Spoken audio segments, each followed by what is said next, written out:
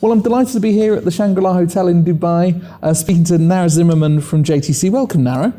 Thank you for having me.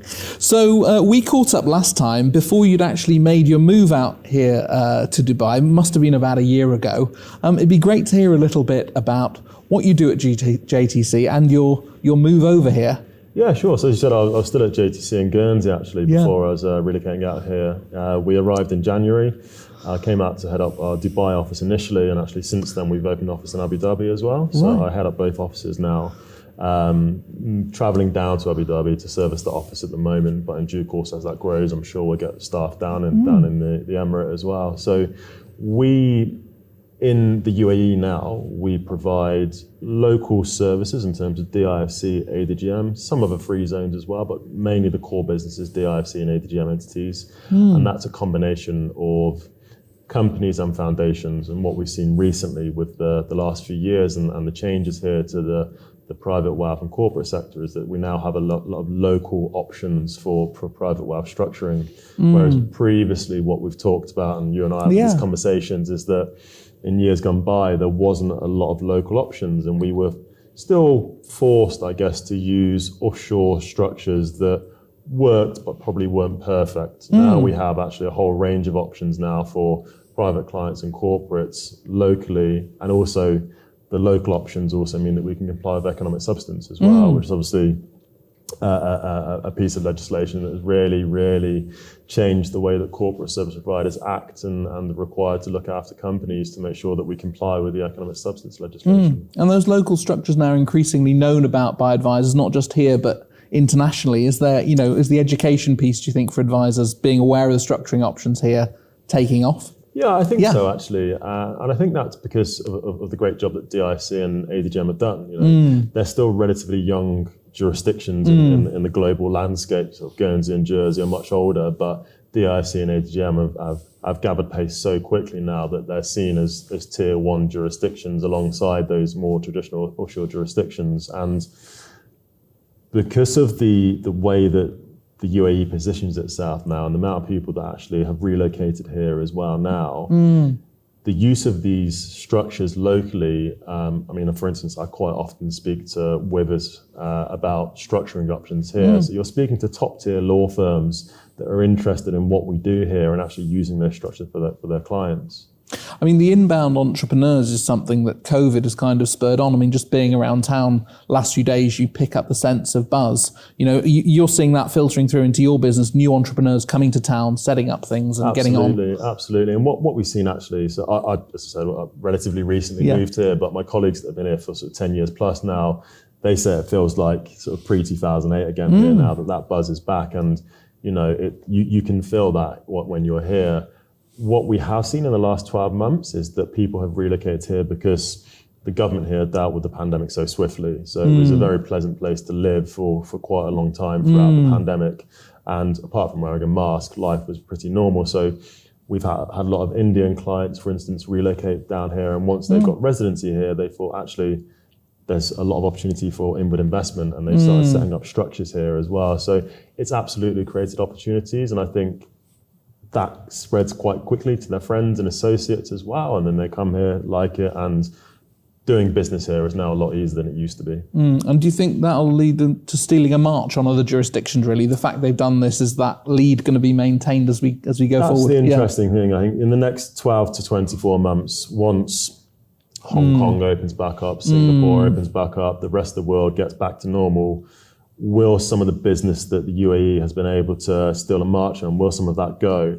I think naturally there will be some attrition, but I actually think now the way that the UAE has positioned itself, I think that it's actually that march that is stolen, as you said, will be kept and maintained because the infrastructure here is really good now. You have all of the things that you would want as a high net worth individual or as a large corporate. You have all of the infrastructure here. You have the banks here, the financial advisors, the lawyers, and the quality of people here now as well. So why would you leave? And it's interesting, some of the meetings I've had about, it's not only investment or inbound from Europe, but also from Asia, specific direct links to China, Hong Kong, other parts of Asia. I mean, are you seeing that sort of geographic diversification, as it were, of where inward investment is coming from. Yeah, absolutely. I mean, even in our building alone, so we're in the DIFC, our building alone, you see the new tenants that are coming in, and there is a very diverse mix.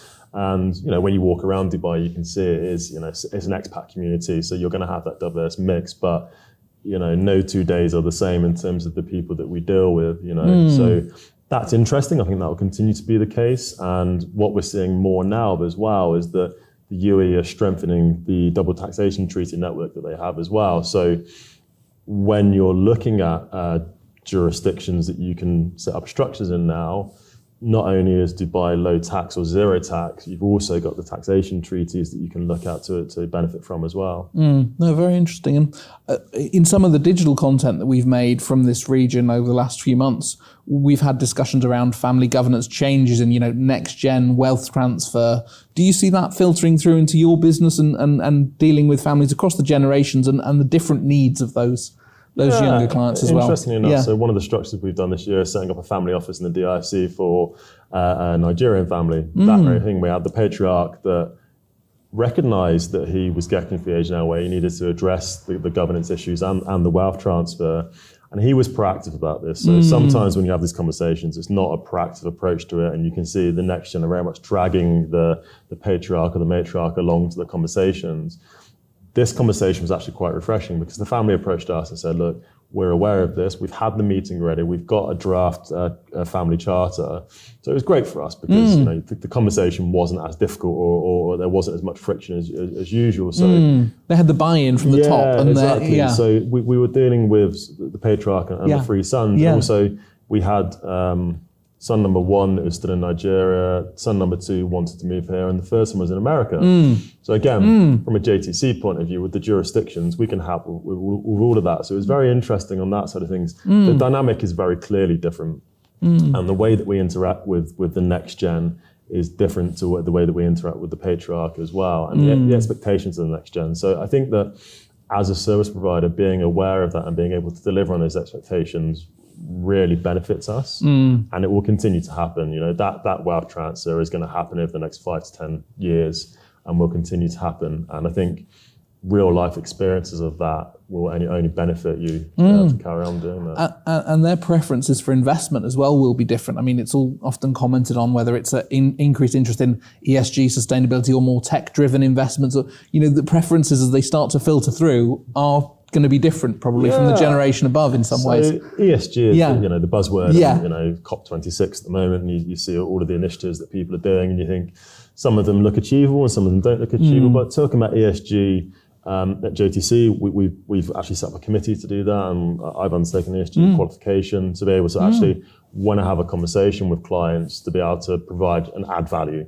rather than just sort of skimming around the buzzword and what we're actually talking about here. So the next gen is more interested, and even those that maybe aren't as personally interested, these are still individuals that are either running businesses or will be running businesses that are forced now to be carbon neutral or work towards carbon neutrality. So whether or not they want to be as emotionally invested in it, they're being forced to be. So ESG, in terms of how we assist clients with that and how we make them aware of that is, again, something that we're going to continue to be involved with.